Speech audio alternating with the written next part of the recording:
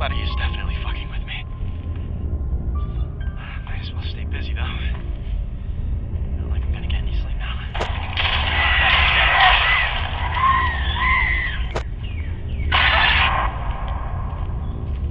It's still kind of weird you were hitting on your brother. Don't you think?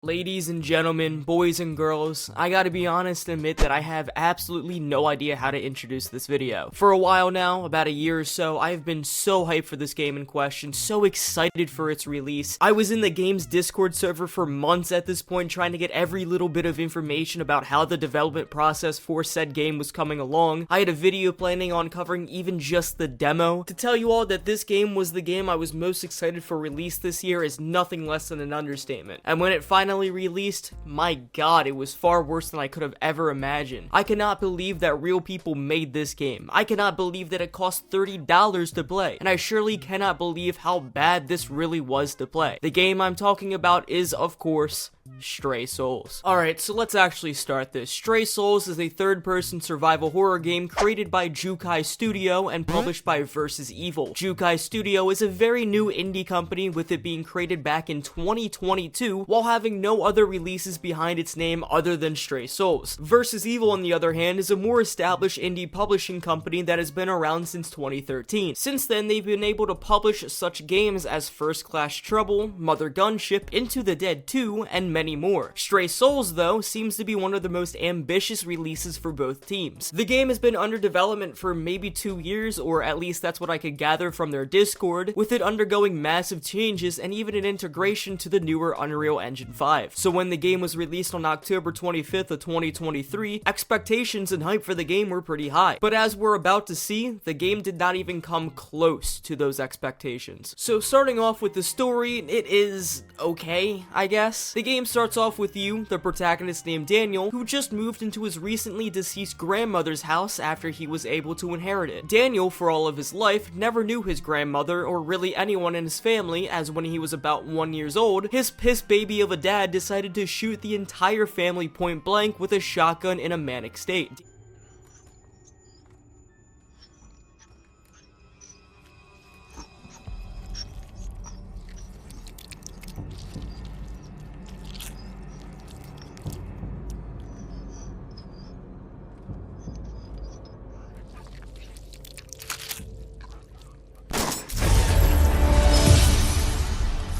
Daniel, now about to turn 18 years old, decides to live his life as any normal person would, in a crack shack of a house while trying to hook up with some women on a Windows 98 Tinder site. After he's all moved in and settled though, two notable things happen. One, Daniel gets a match on Tinder. Bro, congrats, what a player. And she's even across the street from him. God damn, bro is catching W's already. The other thing though is that there seems to be a paranormal grandmother in his house trying to kill him. That's less of a W, I think. As Daniel explores his house, he finds some books maybe belonging to a cult of some sort, some messages to him from gams from above, and even a whole ass of shit in his own toilet. All while the woman he matched with, named Martha, is claiming that she used to see cult members practice rituals in this house before Gams died. Once opening up some locked away rooms, you find one room has a portal of some sort, but before you enter it, Martha breaks into your house to stop you from doing anything else. Martha is, in fact, not some random woman you matched on Tinder, but instead your own sister, the one who got shot point blank by your dad. She somehow survived and figured out that there is some sort of paranormal ritual going on with you being the sacrifice. There's something about how they needed a traumatized child who's recently became an adult to use as a sacrifice or something, but she's been living in the house across the street for this very day to prevent the ritual from happening, which is kind of weird if you think about it, because how did she know you would be on this dating site, and how did she know that he would swipe right on her? Also, why couldn't she just warn you beforehand? Anyways, you both leave the house and try to explore the town of Aspen Falls to both uncover your true family history and to prevent Gam's cult from sacrificing Daniel. The story is alright, like I said. I do like how there's a mystery behind Daniel's family history with the involvement of some sort of supernatural force behind it. I think that's a pretty good foundation to go off of with a game like this, but the characters, dialogue, animations, and anything in between are laughably stupid. For one, the characters do not feel like real people in the slightest. How Daniel and Martha act are so out of place, and 9 times out of 10 it makes no sense. And even though the game tries to show them with some sort of emotion, it actually makes them feel even less natural. Like, for example, in this part, after you leave Gam's house, you and Martha try to go to the cemetery to find your family tombstone. But along the way, a tree falls down and blocks the road, so you two hike through the woods on foot. Martha even gives you a gun to defend yourself. Whoa, whoa, whoa, Martha, please don't point that gun at me. You ever heard of trigger discipline, dog? At this moment, Daniel and Martha both know that the cult is trying to kill the two, but for some reason, Martha tells Daniel to go on without her because she has to do something first without telling you what. Immediately, and I mean immediately, in the woods, you encounter dozens of these amalgamation flesh monsters that are obviously trying to kill you and I guess eat you. Add that with the fact that you're in the woods going in random directions because you've never been here before, and you start to really wonder why Martha left you out here to basically die. Well, we get the reasoning in the next area, and that's because I found the graveyard, but it's fenced in, and I haven't figured out how to get in there yet. It's all good. But hey, look up. I have a surprise for you. Wow, Martha, I don't know what to say. That's really something. Thank you. I really mean it. Easy on the mushy stuff, little man. I'm glad you enjoyed it. It was a real bitch to put together. So you're telling me that good old Martha here decided to stay behind and let the guy who is the #1 target of the incredibly deadly and incredibly supernatural cult go ahead through some unknown woods all by himself? And for what? To send off some fireworks that may or may not just show their location to the cults 20 miles away because it's Daniel's birthday? How stupid of a person do you have to be to let this of all things be your #1 priority? And it gets even worse because in the following area, the police station, when you attack some monsters that are trying to attack you first, Martha gets concerned about how your gunshots are gonna attract every monster nearby. Like, bitch, didn't you just do that? How stupid can you be? Now, how these characters act are dumbfoundingly unnatural, but how they talk is even worse. Like, while you're in the woods, when you first encounter these monsters for the very first time, Daniel is a little shaken up and scared. Like I said, he's just encountered these for the very first time. So it's pretty normal for anyone to basically shit themselves after seeing whatever these are. So tell me, why does he then immediately start to put in some one-liners against these freaks? Talk about how he's going to kiss his sister like they are Luke and Leia from hit movie Star Wars, and then proceed to say, "What the?" for 15 minutes on end. This is throughout the entire game, by the way. All these shitty one-liners, all these shitty, like, quips that these characters have, they feel incredibly forced, they feel incredibly unnatural. I know a lot of people say that this is AI written because of how unnatural this sounds, and I heavily doubt that this is true, but my god, man, you could not sound any more robotic, could you? I mean, yeah, I'll try my best. It's just also crazy. Well, I guess the first thing you should know is that this is so hard to say. Well, spit it out then. Okay. Hello? Daniel, is everything okay? Yeah, I swear I just saw something huge. Are you hurt? No, I'm just freaked out. I get it. It is spooky out here. I'm surprised we haven't run into anybody else. But hey, wasn't I supposed to be the one calling you? Yeah, no, you're right. Here's the fucking birthday cake! Hey, Marty, I think I'm lost. Are there any landmarks around you? Yeah, I just came across this weird, statue. What's a sculpture in the middle of a forest? Oh, yeah, you went the wrong way. Wait there. I'll go siphon some gas from the cars out front. Just be careful, okay? The fact that nobody's come to arrest us for breaking and entering a police station isn't sitting so well with me right Hello, now. Marty, I'll be fine. Besides, I have this. Wonderful.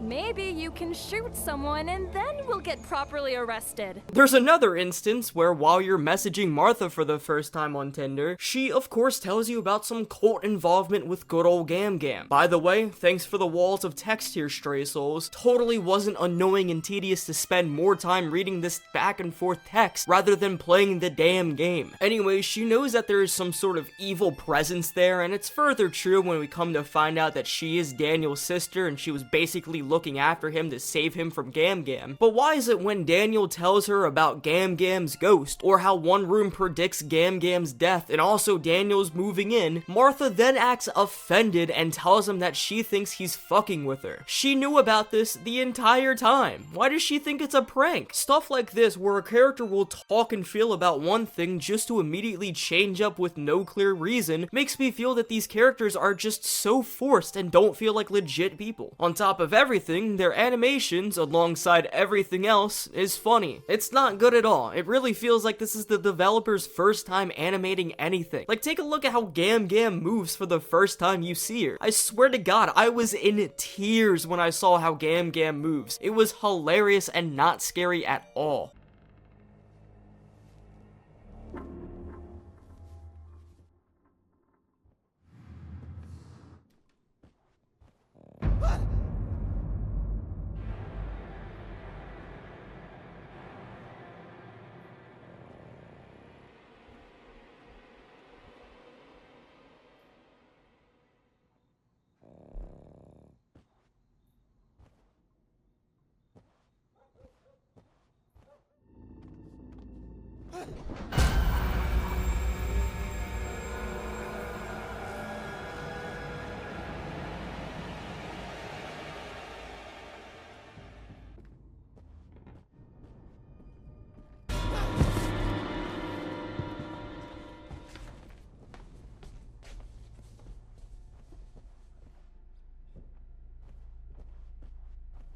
Alright, so we've gotten the story and the quote-unquote characters out of the way, but how's the gameplay? It's not good. Not good at all. When I first heard about this game, and when I first saw the demo, it reminded me a lot of the older Silent Hill titles. Like, you're in an abandoned town that's filled with cult members trying to kill you. There's also different fleshy monsters that's also trying to kill you. Like, it's no secret that Stray Souls is at least inspired by Silent Hill. But goddamn, now after playing this game, it feels like it's disrespectful to call this like a Silent Hill inspiration. This gameplay feels incredibly sluggish and even more buggy. Starting off in the house, you don't have any access to guns, so combat is not apparent. Instead, as you try to solve some puzzles to explore the house, the ghost of Gam Gam will try to mess with you and scare you at random moments. I know that this is random because some scripted scares overlap one another or just make no sense. There will be times where Daniel gets dragged across a room only for it to start a different cutscene of Daniel figuring out that there is a ghost afoot. There will also be times where Gam Gam will peek from a corner while also clipping through other objects. Fuck man, the absolute scariest jump scare that I encountered while in this house was when my camera decided to randomly pan and zoom to a part of the ceiling. After the house scene, whatever, once you get a gun, the aiming of the gun is so slow and so blurry, it is genuinely a headache to see this after some time. Why there's no option to turn off motion blur for a game like this is horrible, but it gets worse. For some reason, after every single time you kill an enemy, they explode into some like bloody mess,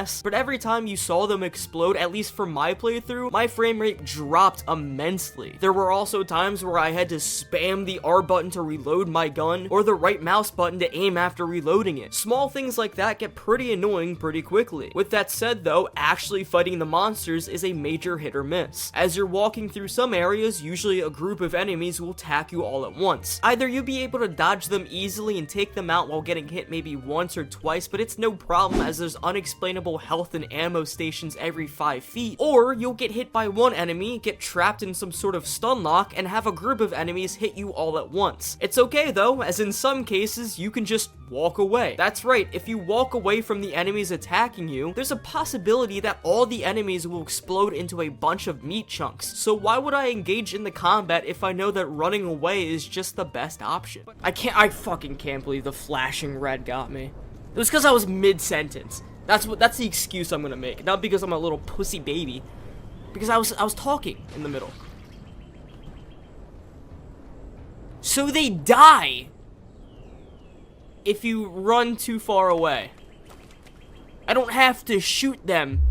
I can just run. But hey, there are some parts where running away is just not an option. Take boss fights for an example. You come across, I don't know, what is this, Bigfoot in the woods? And once he spots you, boom, the fight starts. You cannot run away from him, so instead you shoot him, and my god, the fight blows. The boss has maybe 2 different attack forms, a dodge ability, and a leap towards you. But he usually gets stunned for a second when you shoot him, so he's not a challenge in the slightest unless you are trying to get ammo from the conveniently placed ammo crates in the woods. And then when you kill him, he just dies. That's it. No explanation on what this thing is, no apparent weakness on this enemy. Hell, his death is a literal fade to black and then a showcase of the worst animation ever, and then boom. All while this is happening, you are in such an empty arena that is not interesting since you've previously been wandering in the exact same looking woods for at least half an hour. Like, come on, man, put in an explosive barrel or anything that does some sort of environmental damage, or just at the very least make your arena look interesting. Also, I'm not kidding with the half an hour part. You have to walk through the woods for a half an hour. I think it actually took me 45 minutes. You just wander around looking at different signs in the trail, and if you don't go to the right side, oh my god, you just have to keep wandering until you do. Another boss fight taking place in the police station with this fatty right here is the exact same. Few real attacks, except this time he's ranged, no build up to show who or what this is, and when it dies, you don't really give a shit. Then there's parts where you're not dealing with an enemy and instead are trying to solve some puzzles. For the couple of hours that I've played, these puzzles are incredibly samey. All it just boils down to is looking around a certain area to find an object or a note, and once you've collected everything, you go into another area to put it all together, and congrats, the puzzle was complete. What really annoys me about these puzzles though is that there is some moments where you have to go to a specified area to trigger a cutscene, but the game doesn't tell you or give you a hint to do so. There's also no map that'll give you an objective to go to, there's no compass or waypoint or anything like that. There's only text that very vaguely tells you what to do at the top of your screen, so it's gonna be pretty normal for you to wander and get lost and not know what to do, only for you to luckily stumble across the area that you're supposed to go to further the plot. There's also some minor things that I've noticed that really annoyed me when playing the game, but honestly I didn't find a better way to fit them into the script. Call me lazy or whatever you want. It's Halloween. That's the excuse I'm gonna make. It's Halloween, so I'm not gonna care.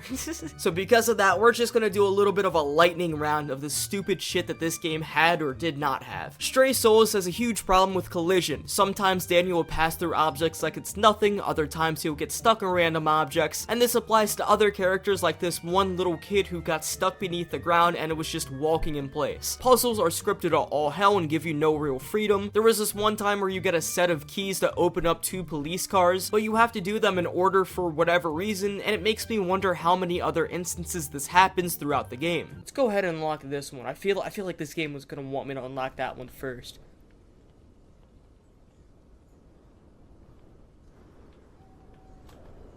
Well, this sucks. I figured out some way to open this. I guess not.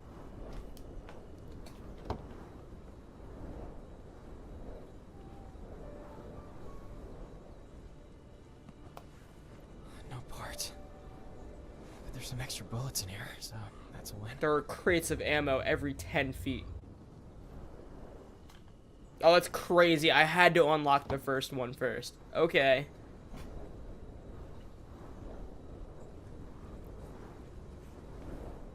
Well, there's only one lever here. Oh man, I really don't have to undo the trash. There's no inventory. Why? This just feels lazy. You couldn't implement any sort of inventory, or if there was an inventory and I just missed it, oh my god, it makes no impact to the game. After you're finished with one area, you get this sort of end of game scene transition. I know games like Resident Evil 4 has this too, but Resident Evil 4 keeps your items and your health constant throughout each chapter and doesn't make a major time skip to further the plot. Stray Souls implementation is more so just an excuse to get from one place to another while resetting health and ammo. Dodging can break characters in the game. I've had this happen one time to Martha where I rode in front of her and she just disappeared from the game. Thank god it did not soft lock, but I feel like dodging can be pretty exploitable to a game like this. Every time a cutscene finishes playing, you get an awkward frame of blackness or the character resetting to do some sort of animation. There's also times where the music that's playing during the cutscene abruptly stops after the cutscene is over, so it feels very awkward for a game that's primarily supposed to be horror. Daniel, no!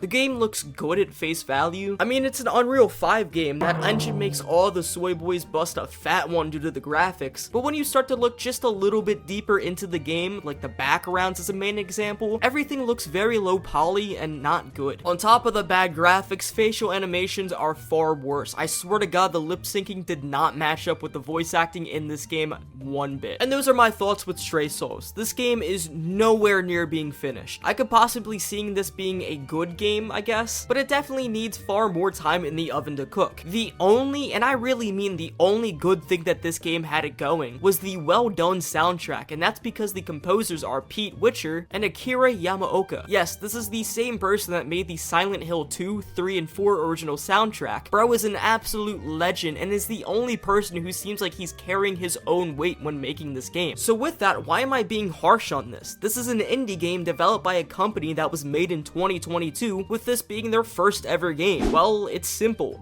The game costs $30. For someone working the federal minimum wage of $7.25 an hour in the United States, that's over 4 hours to work to buy this game. In my eyes and in my philosophy of gaming, it doesn't matter if you're someone new in the gaming development scene or if you had decades of experience behind your back. If you do not get what you paid for out of your own pocket, then you have the right to criticize the game. It's not bitching or nitpicking or complaining if the money that you work to get basically gets flushed down the toilet by an unfinished game. And that's what I think Stray Souls is, just an unfinished game that does not deserve to be $30. But what did you all think of this if you have played the game? Do you all like it? Hate it? Leave it down in the comments below. But other than that, I'm gonna end this video here. Thank you all so much for watching. If you guys like this video, maybe hit that like button and subscribe. Maybe give me your social security number, credit card number, that's pretty cool too. But other than that, I will see you all in a later video.